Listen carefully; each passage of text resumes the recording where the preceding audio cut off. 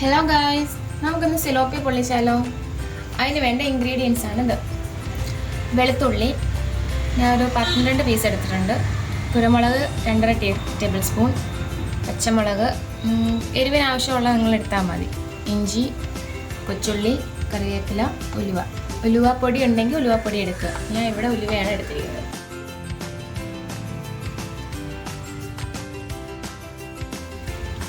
നമുക്കിത് അരച്ചെടുക്കാതെ വെളുത്തുള്ളി, കുരുമുളക്, ഉലുവ, പച്ചമുളകും ഇതെല്ലാം കൂടെ നമുക്കൊന്ന് അരച്ചെടുക്കാം. ഇതിനകത്ത് മസാലക്കൂട്ടും കൂടെ ഉണ്ടേ.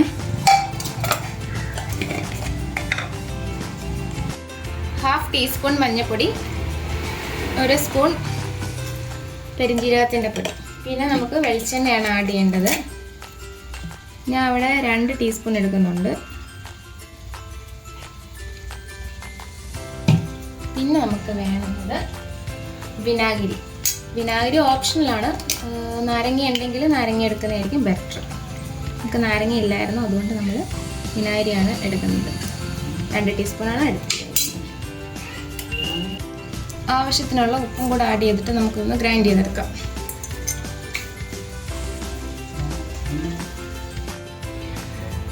നമ്മുടെ മസാല എല്ലാം അരച്ചെടുത്തിട്ടുണ്ട്. ഇനി നമുക്കിത് മീനിലോട്ട് എന്നിട്ട് നമുക്ക് പുരട്ടി കൊടുക്കാം.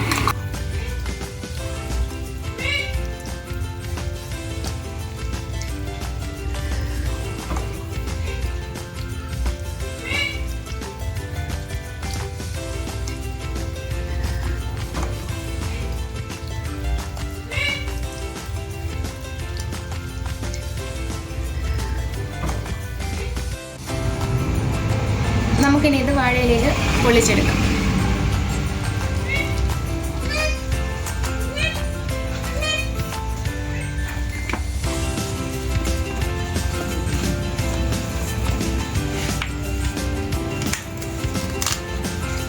ഇല വാട്ടി വെച്ചതിന് ശേഷം കേട്ടോ.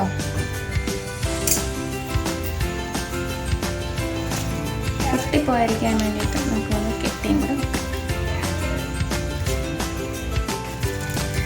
നമുക്ക് ഇത്തിരി വെളിച്ചെണ്ണ ഒഴിച്ചു കൊടുക്കാവേ.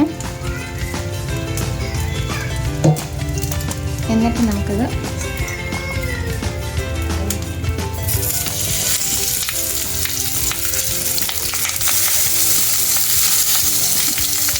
പൊള്ളിച്ചെന്നെടുക്കാം.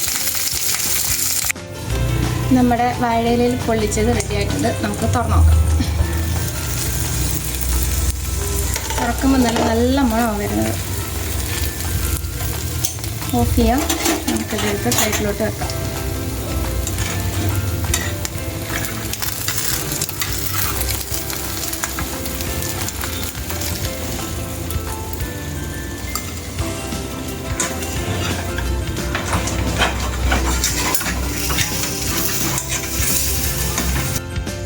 നമുക്കിത് ഓപ്പൺ ചെയ്ത് നോക്കാം.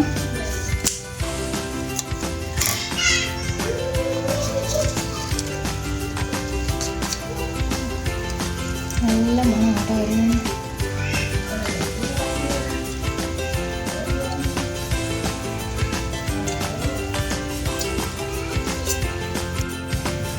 നമ്മുടെ വാഴയിലയിൽ പൊളിച്ച് സിലോപ്പി റെഡി ആയിട്ടുണ്ട്. എല്ലാവരും ഇതൊന്ന് ട്രൈ ചെയ്ത് നോക്കണം.